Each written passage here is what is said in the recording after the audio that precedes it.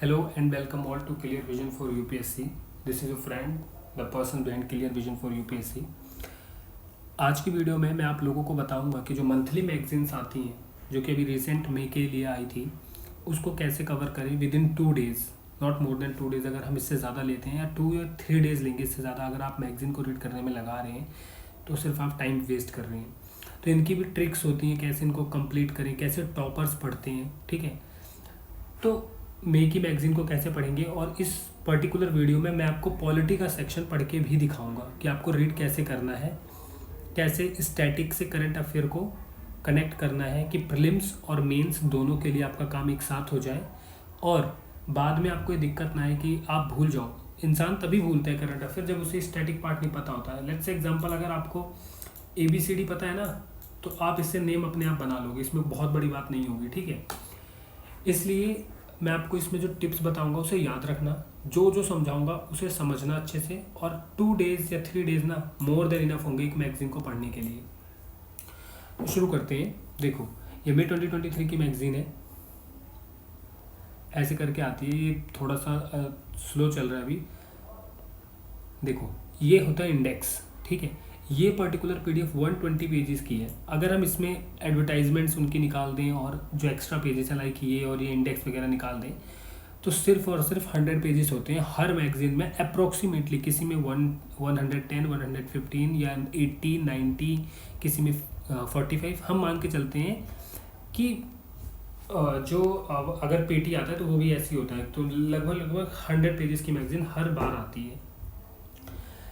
तो ठीक है, पॉलिटी वाला सेक्शन हम आज रीड करेंगे कि क्या क्या इसमें, ज़्यादा बड़ा नहीं है, सिर्फ और सिर्फ इसमें 2 न्यूज़ हैं बड़ी और बाकी सारी शॉर्ट्स न्यूज़ में है, ठीक है। देखो, पॉलिटी का सेक्शन इसमें होता है, उसके बाद इंटरनेशनल रिलेशन देते हैं वो लोग, उसके बाद इकोनॉमी देते हैं, और यहाँ पे उसके बाद देते हैं security, environment, gas based economy, news in shorts. ये सारी न्यूज़ इन शॉर्ट्स जो इकोनॉमी की है, ये सारी इकोनॉमी की है, ठीक है। तो सोशल इश्यूज़ मतलब ये आपका सोसाइटी वाला पार्ट है। Science and technology, culture, ethics, schemes in news, ठीक है। ये तो मैंने आपको इंडेक्स बताया। अब ये जो इनका एडवर्टाइजमेंट वाला पेज, अगर हम इसे कट कर दें तो ये भी हमें पढ़ना ही नहीं है, ये पेज भी हमें नहीं पढ़ना है, ठीक है। देखो, यहाँ से वो चीज़ें चालू होती हैं जो आप लोगों के लिए बहुत ही ज़्यादा इंपॉर्टेंट है अगर आप लोग करंट अफेयर को बहुत ही फास्ट तरीके से कवर करना चाहते हो। एक मेरी बात ज़रूर याद रखना, ये एग्ज़ाम ना नोट्स बनाने में क्लियर होगा, ना मैगज़ीन पढ़ने में क्लियर होगा, कुछ भी कर लो। इस एग्ज़ाम का एक रूल है, और वो रूल है रिवीजन रिवीजन रिवीजन। तो अगर आप इस मैगज़ीन को 2 दिन में या 3 दिन में कवर कर लेते हो तो 1 महीने में मैगज़ीन आती है दूसरी वाली। तो आप अप्रोक्सीमेटली एक मैगज़ीन को मतलब इन ए मंथ कम से कम नहीं तो 4 to 5 या 6 टाइम्स रिवाइज़ कर सकते हो। मैं मिनिमम बता रहा हूँ। अगर आप 6 टाइम रिवाइज़ कर लेते हो किसी चीज़ को तो सोचो, आप कभी भूल सकते हो उस चीज़ को? नहीं। और आपको पता है, घुमा फिरा के यही 1-2 चीज़ें न्यूज़ में चलती रहती हैं, 2-3 चीज़ें नहीं आती हैं, बस हमें वही पढ़ना होता है। आप देखोगे यही national capital territory of Delhi वाला जब ये पूरी तरीके से पास हो जाएगा फिर से नवंबर में आ जाएगा या अक्टूबर में आ जाएगा। तो क्या होता है ना, यही चीज़ें रिपीट होती रहती थी। एक बार अगर आपने समझ लिया तो फिर आपको दिक्कत नहीं आती है। सुनो, आपके पास मैगज़ीन पढ़ते वक्त 3 हाइलाइटर होने चाहिए। जैसे मैंने चूज़ कर रखा है प्रीलिम्स के लिए पिंक कलर का, मेंस के लिए ग्रीन कलर का, और प्रीलिम्स प्लस मेंस के लिए येलो कलर का। अभी प्रीलिम्स प्लस मेंस क्या है, कुछ न्यूज़ तो जो सिर्फ प्रीलिम्स के लिए इंपॉर्टेंट होती हैं, है ना, कुछ न्यूज़ सिर्फ और सिर्फ मेंस के ही पर्पज़ से होती हैं, लेकिन कुछ न्यूज़ ऐसी होती हैं जो प्रीलिम्स प्लस मेंस दोनों में काफ़ी ज़्यादा इंपॉर्टेंट रोल प्ले करती हैं। इसी वजह से हमें जो है 3 हाइलाइटर हमारे पास होने चाहिए कि अगर हम प्रीलिम्स के लिए पढ़ रहे हैं तो हमारा टाइम वेस्ट ना हो। जिसे कहते हैं ना, सर हमें क्या मैगज़ीन के नोट्स बनाने की नीड है? नहीं, कोई भी नीड नहीं है, कोई ज़रूरत ही नहीं है आपको मैगज़ीन के नोट्स बनाने की। उसका सबसे बड़ा रीज़न ये कि ऐसे पढ़ो ना कि आपका टाइम बचे यार, आप रिवाइज ज़्यादा कर पाओ। चलो स्टार्ट करते हैं, ठीक है। देखो ध्यान से, सबसे पहले अब हम पढ़ेंगे, उसके बाद हाइलाइटर चूज़ करेंगे। तो न्यूज़ क्या है, national capital territory of Delhi amendment ordinance 2023, इन्होंने ऑर्डिनेंस सेंट्रल गवर्नमेंट ने इशू किया है। जो सुप्रीम कोर्ट का, यहाँ पे देखो, यहाँ न्यूज़ भी रखे कि 2023 में सुप्रीम कोर्ट का वर्डिक्ट आया कि सुप्रीम कोर्ट ने रूल किया देखो यहाँ लिखा है आर्टिकल 239AA, ठीक है। तो अब इस आर्टिकल के बारे में आपको पता होना चाहिए, of course, because this article is in the news. तो क्या ये आर्टिकल, अब यही चीज़ मैं आपको यहाँ बताऊंगा पढ़ना कैसे है फास्ट तरीके से। देखो मे बी यहाँ आपको स्लो लग सकता है, लेकिन आप खुद ट्राई करोगे ना, आपको बहुत ज़्यादा ऐसा लगेगा हाँ आप 5 टाइम्स फास्ट पढ़ रहे हो इस चीज़ को। देखो 2023 में सुप्रीम कोर्ट का वर्डिक्ट है कि इलेक्टेड जो गवर्नमेंट है NCTD की, मतलब national capital territory of Delhi, जो है अरविंद केजरीवाल जी की जो गवर्नमेंट है, उसको हक है कि वो LG को जो भी बोलें, जैसे अगर वो LG को सलाह देते हैं कि आप ये पास करिए, ये रूल पास करिए, तो अगर LG कुछ भी करेगा तो वो जो काउंसिल ऑफ मिनिस्टर होंगे, जो अरविंद केजरीवाल के काउंसिल ऑफ मिनिस्टर होंगे, जो CM हैं दिल्ली के, उनके जो काउंसिल ऑफ मिनिस्टर, उनकी एडवाइस से ही ये कुछ पास कर सकते हैं। बिल्कुल उसी तरीके से जैसे दूसरे स्टेट्स में CM के जो काउंसिल ऑफ मिनिस्टर्स होते हैं गवर्नर जब करता है तब, ठीक है। तो कुछ ऐसा ही सेम चीज़ सुप्रीम कोर्ट ने बोला कि भाई जो गवर्नमेंट इलेक्ट हुई है उनको ज़्यादा राइट है ये सब करने का, तो आप कितना इंटरफेयर कर रहे हो सेंट्रल गवर्नमेंट को। तो देखो यहाँ लिखा हुआ है रिसेंटली सेंट्रल गवर्नमेंट, ये रिसेंटली वाई न्यूज़, इसे सब समझ लो, हाँ ऐसा करके आया है, ठीक है। This particular cheese is not important, कभी कभी यहाँ चीज़ें इंपॉर्टेंट आ जाती हैं, हमेशा नहीं आती हैं, मोस्ट ऑफ द टाइम नहीं आती हैं। देखो मोर अबाउट न्यूज़, ऑर्डिनेंस नलीफाइज। अब देखो अब हमें यहाँ पे क्या करना है, देखो पिंक कलर का, सॉरी मेन कलर का, ordinance nullifies the effect of the recent Supreme Court's decision. जो ऑर्डिनेंस है वो सुप्रीम कोर्ट के डिसीजन को नलीफाई कर देगा, मतलब हटा देगा पूरी तरीके से, ठीक है। किस से, एडमिनिस्ट्रेटिव सर्विसेज से जो दिल्ली गवर्नमेंट को मिली थी, ठीक है। अभी आपको पता है कि मेंस के लिए आपने इसे कर लिया है। अब देखो की हाइलाइट्स ऑफ ऑर्डिनेंस क्या है, ध्यान से मेरी बात समझने की कोशिश करना। अब ये ऑर्डिनेंस के बारे में बता रहे हैं, उसके हाइलाइट्स क्या क्या हैं। देखो powers of legislative over services, national capital civil services authority, powers of the lieutenant governor, ठीक है। अब मेरी बात ध्यान सुनो, ये जो 3 पॉइंट हैं, ये अगर आपके ऊपर क्वेश्चन आ जाता है, UPSC पूछ लेता है या मॉक टेस्ट में पूछ लेते हैं कि कैसे ये ऑर्डिनेंस किस तरीके से दिल्ली गवर्नमेंट के रूल को चेंज कर देगा, ऐसा करके कोई क्वेश्चन आ जाता है, तो आप उसमें ये 3 powers to legislative over services, कि दिल्ली लेजिस्लेटिव असेंबली को कोई भी power not have power to legislate on subject of services, बस आपने इतना याद कर लिया। इसका मतलब ये है कि दिल्ली गवर्नमेंट को कोई भी पावर नहीं दे रही है सेंट्रल गवर्नमेंट कि वो सब जो सर्विसेज है उनके ऊपर रूल कर सके, सिंपल, इतना ही पढ़ना है। अब यहाँ देखो services include matters related to appointment and transfer of employ of the Delhi government vigilance. अगर आपको सर्विसेज पता है और आप एक बार सिर्फ इसको पढ़ लो, सिर्फ मार्क कर लो, सेकंड टाइम में आपको रिवीजन करने जब करोगे ना, जो आपने मार्क करके सिर्फ आपको वो पढ़ना है। National capital civil services authority NCCSA, देखो जो ऑर्डिनेंस में ये वाली नई बॉडी आई है, अथॉरिटी आई है, क्या करेगी, ये न्यू स्टैट्यूटरी अथॉरिटी बनाएगी NCCSA को to make recommendations to LG। अब सुप्रीम कोर्ट ने कहा कि काउंसिल ऑफ मिनिस्टर LG को सलाह देंगे, लेकिन यहाँ पे सेंट्रल गवर्नमेंट ने जो ऑर्डिनेंस पास किया उसके अकॉर्डिंग ये वाली अथॉरिटी LG को रिकमेंड करेगी क्या करना है, IAS ऑफिसर का ट्रांसफ़र पोस्टिंग करना है, विजिलेंस करना है, कुछ और, ठीक है। अच्छा NCCSA में कौन कौन होगा, ये इंपॉर्टेंट है, आपको याद कर लेना चाहिए। NCCA में कौन कौन होगा, चीफ मिनिस्टर होंगे दिल्ली के, ठीक है, हु शैल बी चेयरपर्सन, यही होंगे अथॉरिटी के, बस इतना। ऑफ द अथॉरिटी कोई ज़रूरत नहीं है। चीफ सेक्रेटरी होंगे, हाँ तो चीफ सेक्रेटरी होंगे और प्रिंसिपल सेक्रेटरी होंगे ऑफ होम डिपार्टमेंट, ठीक है। All matters are required to be decided by NCCA shall be decided by majority of votes of the members present and voting. तो NCCA के डिसीजन कौन लेगा, majority of votes, बात खत्म। Central government will appoint both principal secretary and chief secretary, और central government ही इन दोनों को, चीफ सेक्रेटरी को और प्रिंसिपल सेक्रेटरी को अपॉइंट करेगी, अपॉइंट बोथ। अब जो हमने ग्रीन कलर से किया है ये आपके मेंस के लिए काफ़ी इंपॉर्टेंट है। Powers of the lieutenant governor क्या होंगी, LG will act in his sole discretion, it expands the discretionary role of LG। तो डिस्क्रिशनरी रोल ऑफ LG का क्या होगा, एक्सपेंड कर दिया। डिस्क्रिशनरी रोल का मतलब अब LG के पास इतनी पावर्स होंगी तो वो खुद डिसीजन ले रहा है, ध्यान से देख रहे हो, सेंट्रल गवर्नमेंट को पूरी तरीके से लगभग हटा दिया सेंट्रल गवर्नमेंट ने। स्टेट गवर्नमेंट जो हमारी है दिल्ली की, अरविंद केजरीवाल साहब की, उसको हटा दिया है by giving him powers to approve recommendations of authority. LG's decision will be final, देख रहे हो, तो LG का डिसीजन फाइनल होगा। ठीक है, ये तो हमने मेंस के लिए। अब यहाँ पे देखो क्या लिखा, ordinance making power of president and governor. अब ये क्यों दे रखा है, क्योंकि इन दोनों से ज़्यादा इंपॉर्टेंट ना कई बार यूपीएससी ने पूछा है प्रेसिडेंट और गवर्नर के बारे में। अब before reading here about president and governor you have to read about them from Laxmikanth, because वहाँ पे ना बहुत ज़्यादा आपको डिटेल में दे रखा है। तो आप प्रेसिडेंट और गवर्नर कहाँ से पढ़ोगे, पहले लक्ष्मीकांत में पढ़कर आओगे। अगर आप स्टैटिक से कवर करते हुए चलोगे, ठीक है, इसको स्टैटिक से कवर करते हुए चलोगे तो बहुत ईजी होगा। देखो आगे देखो, अब हम अपने प्रीलिम्स के लिए देखते हैं क्या इंपॉर्टेंट है। देखो यहाँ देखो आर्टिकल 239 ए क्या कह रहा है, inserted by 69th amendment act 1991 conferred special status on Delhi.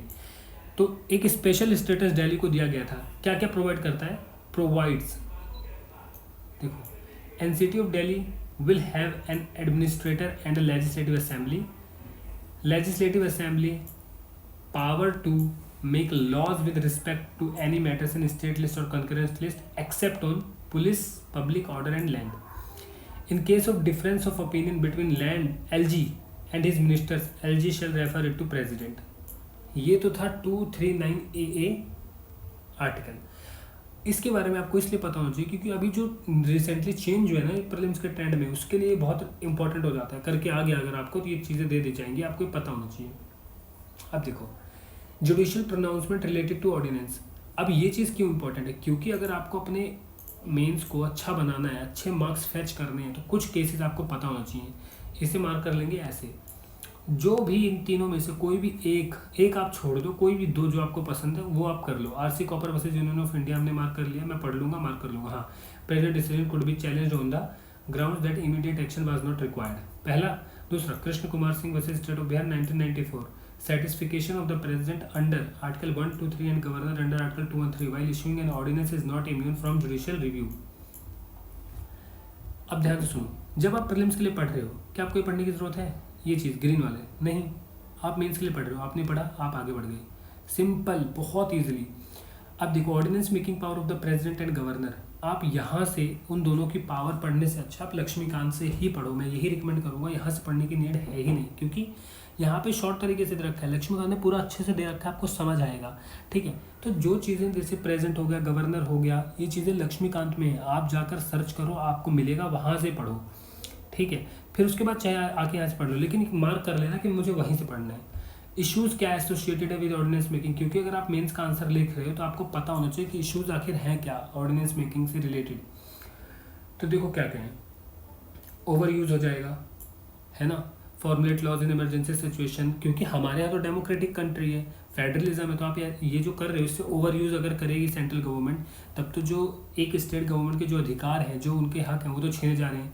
Separation of power का उल्लंघन किया जा रहा है। अगर आप देखो तो एक सेपरेशन ऑफ पावर है हमारे कॉन्स्टिट्यूशन में कि एग्जीक्यूटिव अपना काम, लेजिस्लेटिव अपना, जुडिशरी अपना, लेकिन ये तीनों एक दूसरे से कनेक्ट हैं, बट बहुत ही माइनर सा कनेक्शन है। अगर है सेपरेशन ऑफ पावर, तो फिर क्यों ऑर्डिनेंस करके पावर्स ली जा रही हैं। लैक ऑफ क्लैरिटी की कमी है कि क्यों ये किया गया, इमरजेंसी सिचुएशन ऐसा क्या आगे आपको करना पड़ रहा है, मतलब इस ऑर्डिनेंस में ये भी नहीं बताया गया कि इमरजेंसी सिचुएशन में क्या है। अकाउंटेबिलिटी नहीं है, सेंट्रल स्टेट रिलेशन खराब हो रही हैं। अब मेरी बात ध्यान सुनो, अब आपको ये सब पढ़ने की जरूरत नहीं, सिर्फ एक रीडिंग में, फर्स्ट रीडिंग में फास्ट तरीके से आपको ये पढ़ना है। उसके बाद आप मेंस के लिए पढ़ने आए, आपने ग्रीन वाला पढ़ा, डायरेक्ट यहाँ से पढ़ा, हेडिंग पढ़ी, आप आगे बढ़ गए, आप बना के लिख दोगे कंक्लूजन इज वेरी इंपॉर्टेंट, आप इसे अच्छे से मार्क कर लो। There is need to define the terms mentioned under article 213 and 123, need to define the terms, article 123 such that emergency situation necessity should be defined clearly to prevent misuse. Also, executive should exercise self-restraint and use ordinance making power sparingly as mandated by the constitution maker। तो वो कह रहे हैं कि देखो conclusion में बोला गया, देखो ज़रूरत है कि जो आर्टिकल 123 और 213 है उसमें जो इमरजेंसी सिचुएशन वर्ड है, नेसेसिटी, इन सब वर्ड्स को आप क्लियरली डिफाइन करिए और बताइए कि कहाँ पे ये एग्जीक्यूटिव की जो ऑर्डिनेंस मेकिंग पावर है ये सब ज़रूरी हैं और कब यूज़ करनी चाहिए, कितनी रेयर कंडीशन में, कब। पूरा उन्होंने बोला कि कंक्लूजन में आपको पर्टिकुलरली आप अपने हिसाब से भी कंक्लूजन बना सकते हो, बस आपको ये ध्यान रखना है कि बैलेंस कंक्लूजन होना चाहिए, ऐसा नहीं कि आप किसी गवर्नमेंट का फेवर कर रहे हो। ठीक है, यहाँ लिखा हुआ to read more about Delhi versus central, इतना मोर देन इनफ है, हमें ये सब पढ़ने की ज़रूरत नहीं होती है, तो कोई भी कंफ्यूज मत होना। हाँ, एक चीज़ याद रखना, फेडरलिज्म यहाँ से निकलता है, कहाँ से, इस पूरे उससे, फेडरलिज्म, सेंट्रल स्टेट रिलेशंस।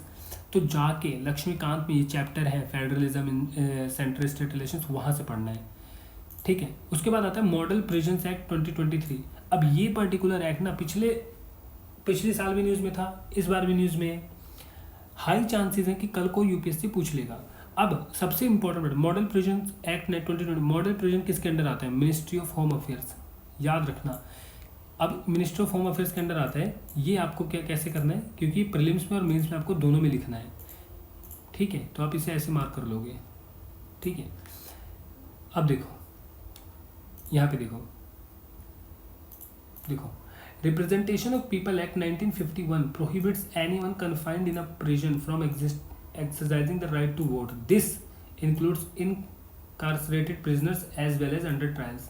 तो रिप्रेजेंटेशन ऑफ पीपल एक्ट जो है वो किसी को भी प्रोहिबिट कर देता है कि अगर आपके ऊपर केस चल रहा है, मतलब आप अंडर ट्रायल्स हैं, मतलब आप जेल के अंदर है, अभी प्रूव नहीं हुआ कि आपने किया है, बट आप हैं या फिर आप प्रिजन हैं, तो आप वोट नहीं दे सकते हो। This is about 1951 act. अब ये आपको प्रीलिम्स के लिए इंपॉर्टेंट है, याद रखना। और देखो अबाउट प्रिजनर्स एक्ट 1894, देखो the first legislation that govern the management and administration of prisons in India was the prison act 1984। तो फर्स्ट लेजिस्लेशन क्या है, वेट, थोड़ा सा स्टार्टिंग में ना टफ लगता है, बट एक बार आपको आदत हो गई ना, फिर उसके बाद कर लोगे। देखो about prisons act 1984, first legislation क्या है, प्रिजन एक्ट 1894 आया था। Act had its origins in recommendations of prison, किसने रिकमेंडेशन किया था इसका, प्रिजन डिसिप्लिन कमेटी ने, appointed in 1836 by Lord Macaulay. Defined prison क्या होता है, देखो एनी जेल और प्लेस यूज्ड परमानेंटली और temporarily for the detention of prisoners, बस, ठीक है। आगे देखो it also laid down provision for the prisoners employment, health and visits. Ministry of home affairs found various shortcomings in the act, बस इतना। देखो अब यहाँ पे हमारा संविधान क्या कहता है, व्हाट कॉन्स्टिट्यूशन सेज। अब अगर आपको याद हो तो मैं आपको याद दिलाता हूँ, एक बार 2022 में आई थिंक क्वेश्चन आया था पैरोल से रिलेटेड, प्रिजन से रिलेटेड, मतलब कि वो यूपीएससी पूछ चुका है, तो बहुत हाई चांसेस है कि मेंस में पूछ सकते हैं। तो यहाँ से पढ़ो कॉन्स्टिट्यूशन क्या कहता है। As per the provisions of the constitution, ये क्यों इंपॉर्टेंट है, क्योंकि आप मेंस में ना लिख सकते हो एरो बना के, कॉन्स्टिट्यूशन ये कहता है। तो कॉन्स्टिट्यूशन कहता है prisons and persons detained therein fall under the state list. पता है क्वेश्चन क्या था कि प्रिजन किस, आई थिंक सीडीएस का एग्जाम था, उसमें पूछा था कि प्रिजन किसके अंडर आता है, स्टेट लिस्ट सेंट्रल लिस्ट करके आया था क्वेश्चन। मुझे पेपर का एग्जाम का तो याद नहीं है, बट हाँ ऐसा क्वेश्चन था, मैंने कहीं पढ़ा था। यहाँ पे आपको नॉलेज मिलती है कि स्टेट लिस्ट के अंदर आता है। This means that responsibility of prison management, responsibility of prison management किसके अंदर है, सोलली वेस्ट विद स्टेट। इसके अलावा कुछ मत पढ़ो। थस मॉडल एक्ट में serve as a guiding document for the, तो मॉडल एक्ट किसके करेगा, स्टेट्स को। अब इसके अलावा इसमें कुछ नहीं पढ़ना है, कॉन्स्टिट्यूशन कहता है। क्यों नीड है इसको रिफॉर्म करने की, पहला तो कॉलोनियल हैंगओवर है, जो अंग्रेज बनाकर चलेगा इंग्लिशर्स, हम उसी को फॉलो कर रहे हैं, हम उसी को मान रहे हैं।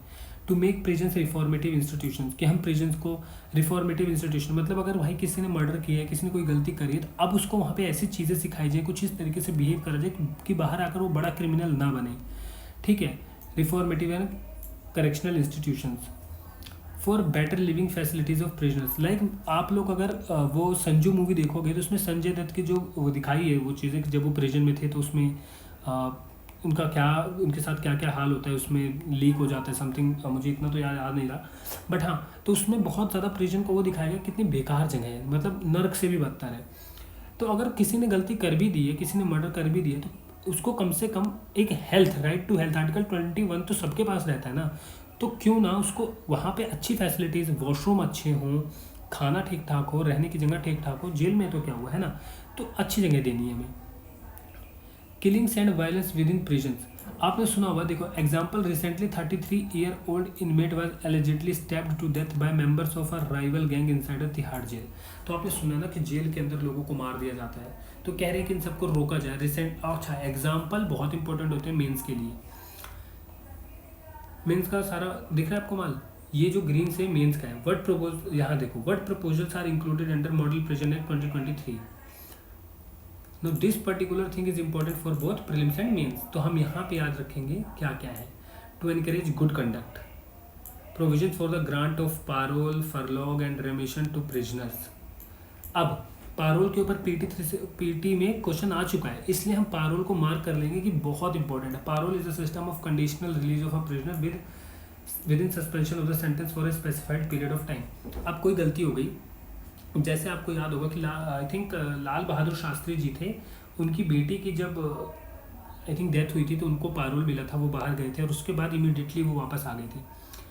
अगर मैं रॉन्ग नहीं हूँ तो, अगर मैं रॉन्ग हूँ तो उसके लिए सॉरी, बट मुझे जहाँ तक याद है यही इंसिडेंट है। तो पारोल में क्या होता है ना, जो भी क्रिमिनल है अगर वो जेल में है तो उसको ना कुछ देर के लिए, अगर उसे कोई इमरजेंसी सिचुएशन में बाहर जाना पड़ता है, कोई फैमिली मेम्बर से इशू है और कोई भी इशू है, तो उसे पारोल ग्रांट करते हैं। अच्छा, एक बात याद रखना, पारोल हक नहीं है, ये बहुत इंपॉर्टेंट पॉइंट है।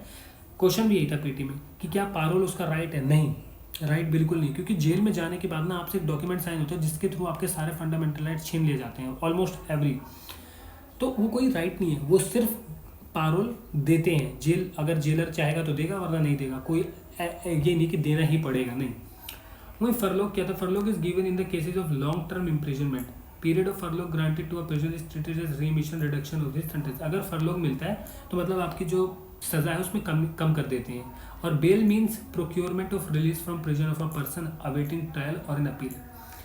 ये तीनों चीज़ें आप समझने की कोशिश करो, इतनी इंपॉर्टेंट है ना कि यही तीन स्टेटमेंट यूपीएससी क्या करेगा, फरलोग में पारोल घुसा देगा, पारोल में बेल, ऐसे घुमा फिरा के तीन स्टेटमेंट बना देगा और आपसे पूछेगा कि इसमें से कौन से ठीक है, ओनली 1, ओनली 2 एंड 3, ओनली 4, ऐसे करके। तो इसको बहुत अच्छे से समझ लो यहीं पे। अच्छा, उसके बाद कह रहा है कि और मॉडल प्रिजन एक्ट 2023 में क्या है, फॉर रिफॉर्मेशन एंड रिहेबिलेशन, मतलब एटीट्यूड चेंज करने की जरूरत है उनको, वोकेशनल ट्रेनिंग दो, लाइक उनको खादी के कपड़े कैसे बनते हैं वो सिखाओ, या साड़ी कैसे बनती है वो सिखाओ, इनकी स्किल डेवलप करो basically. For better safety and security कुछ काम करो, जैसे अगर वीमेंस है तो उनके लिए क्या करना है, ट्रांसजेंडर है तो उनके लिए क्या करना है, टेक्नोलॉजी प्रोवाइड करो, हाई सिक्योरिटी जेल्स बनाओ।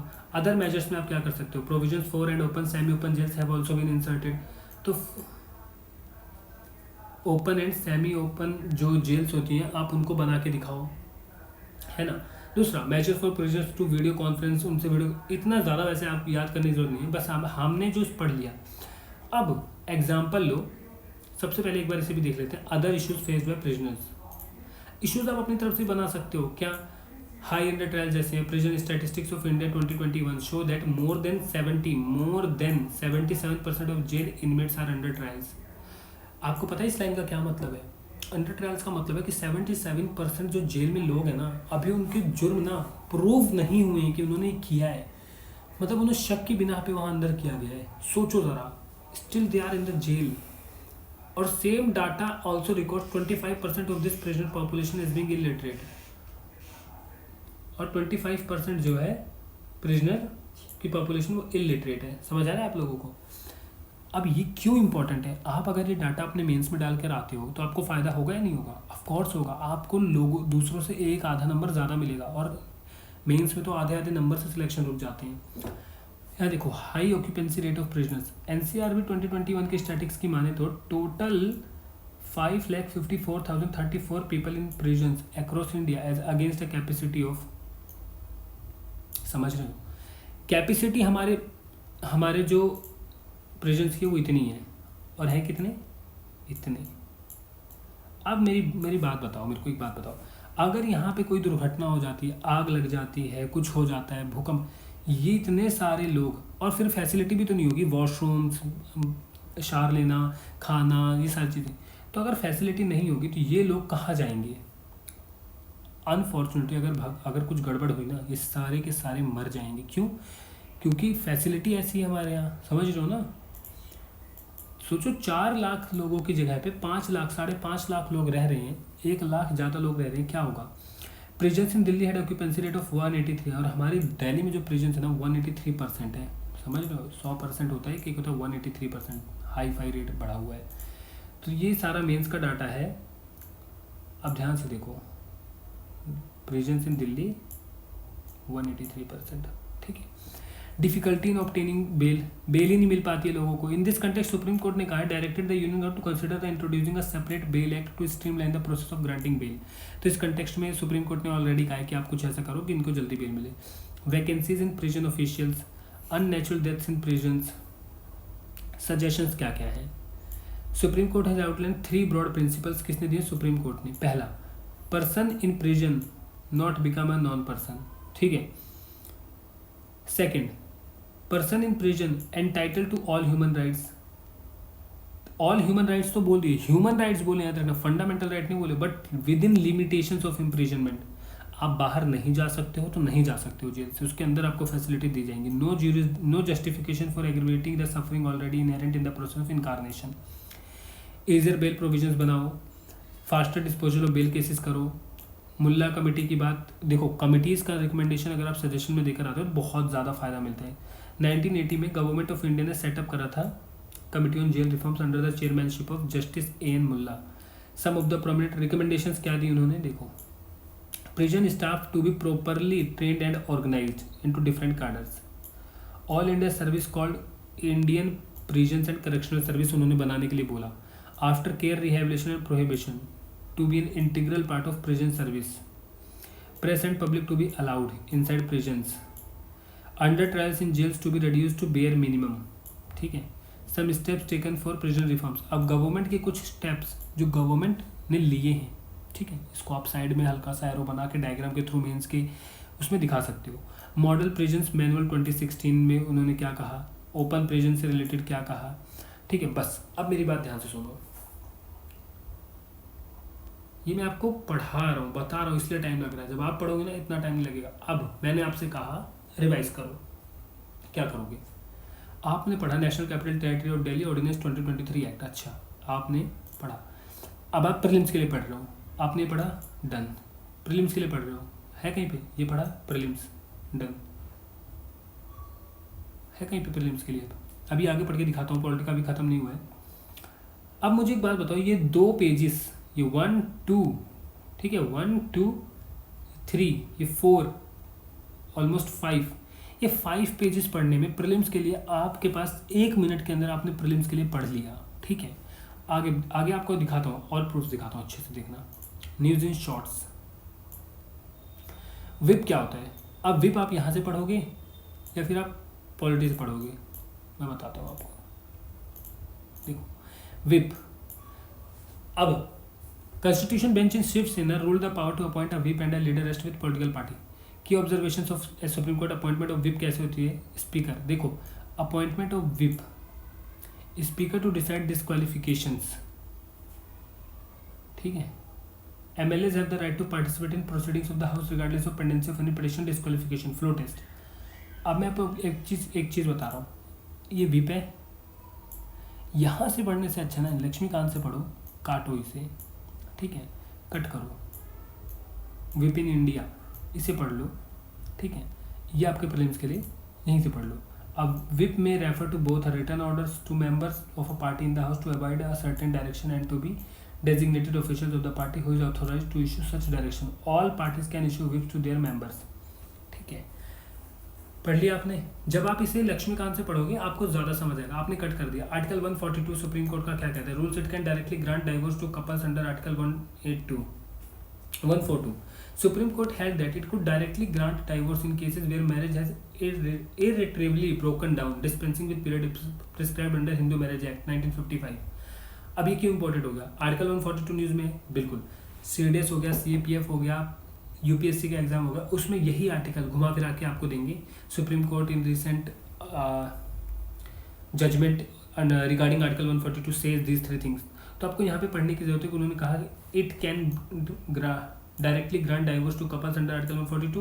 Supreme Court held that it could directly grant divorce in cases where marriage has irretrievably broken down, dispensing with period prescribed under Hindu Marriage Act 1955. Question आएगा, क्या supreme court ये कर सकता है? हम लोगों को लगेगा अरे ऐसा कैसे कोई कर सकता है, 6 मंथ का टाइम मिलता है, आप लोग बात कर लीजिए, minimum of 6 and maximum of 18 months का टाइम मिलता है, ऐसे कैसे कर सकते हैं, ये वो फलाना. बट देखो सुप्रीम कोर्ट ने जो जजमेंट दिया, हमने यहाँ न्यूज़ में पढ़ा, हमें पता चल गया.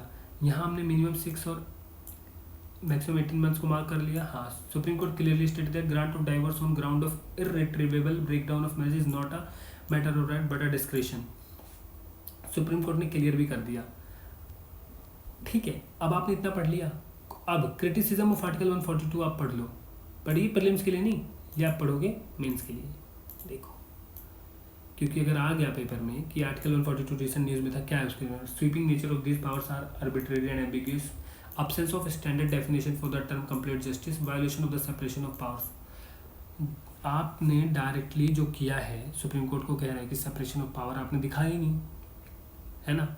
चेक करेंगे क्या गलती हो रही है, उसके बाद डिसाइड करना है ना। आप लोग आपने तो डायरेक्ट ही कह दिया कि हम कर सकते हैं, तो सेपरेशन ऑफ पावर वायलेट हो रहा है। एक स्टैंडर्ड डेफिनेशन है ही नहीं आर्टिकल 42 के लिए आपके पास। डिस्ट्रिक्ट जुडिशरी, देखो, supreme court state that district judiciary independent is part of basic structure. Independent is part of basic structure.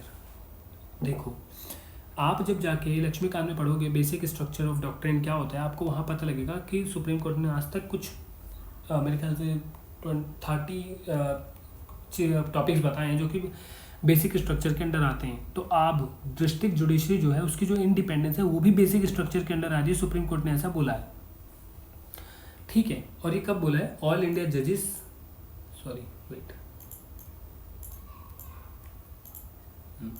देखो, सुप्रीम कोर्ट ने बोला है district judiciary's independence is part of basic structure. बोला है ये ऑल इंडिया जजेस association versus of India, ठीक है। इस केस में highlighted certain principles concerning judiciary including independence of district judiciary equally a part of basic structure of constitution, ठीक है। यहाँ देखो, judicial independence and access to justice ensures implementation of part 3। Part 3 क्या है, fundamental rights. Integration in terms of पे, pension and other service conditions between district judiciary and high court and supreme court, कि तीनों के अंदर एक integration हो जाए। Separation of powers, officers of judiciary be treated separately from staff of legislative and, और जो ऑफिसर होंगे जुडिशरी के, डिस्ट्रिक्ट जुडिशरी के, है ना, वो सेपरेटली फ्रॉम स्टाफ इज उनको ट्रीट किया जाएगा, मतलब उसके अंडर नहीं आते हैं। बता रहा हूँ, कोई समझ नहीं आ रहा, मैं समझा रहा हूँ, सुन ध्यान से भी। Uniformity in designation and service conditions as per court record on a single day district judiciary handled nearly 11 lakh cases। देखो, सिंगल डे में डिस्ट्रिक्ट जुडिशरी हैंडल करती है नियरली 11 लाख केसेस करती है एक दिन में, है ना। ऑल ओवर इंडिया की बात हो रही है यहाँ पे। डिस्ट्रिक्ट जज is the highest judicial authority in district. Organisational structure, appointment, posting and promotion of district जजेस are made by governor of the state in consultation with the high court. And this particular line is very very important for your prelims. आपने mark कर लिया बस। ये चीज़ जो ये पूरा diagram है, ये पूरा का पूरा डायग्राम आपके लक्ष्मीकांत में दे रखा है सबऑर्डिनेट कोर्स में करके। आप वहाँ जाके पूरा चैप्टर पढ़ोगे ना, इसको पढ़ने की नीड ही नहीं है। यहाँ तो मैंने इसलिए बता दिया कि आपको समझ आ जाए हाँ कैसे दे रखा है, तो वहाँ से आप पूरा चैप्टर पढ़ोगे। और यूपीएससी सबऑर्डिनेट कोर्स से ना क्वेश्चन पूछ चुकी है 2 से 3 बार, तो बहुत इंपॉर्टेंट है कि आप इसे पढ़ो ध्यान से। रिक्यूजल बाय जजेस, देखो, सुप्रीम कोर्ट जज refuse to recuse himself from hearing appeal by former Indian police services officer. तो सुप्रीम कोर्ट ने ना जो है वो उसने अपने आप को मना कर दिया कि मैं आईपीएस ऑफिसर का जो वो आया केस मैं उसे नहीं देखूंगा। Whenever there is a potential conflict of interest, a जज कैन रिक्यूज और withdraw from a case to prevent the perception of being biased. तो ये line it's more than enough, आपने पढ़ लिया। अब की प्रिंसिपल्स क्या है, नेमो जजेक्स इन अ सुआ कॉजा, that is no person shall be a जज in his own case. Justice must not only be done but must also be seen to be done. India has no codified rules governing recusals and decision to recuse rest solely on the conscience. India has no codified rules governing recusals and decisions to recuse rest solely on the conscience and discretion of the judge. If a judge recuses himself, the case is listed before the Chief Justice of allotment to an alternate bench. Supreme court जज, ये देखो, wait,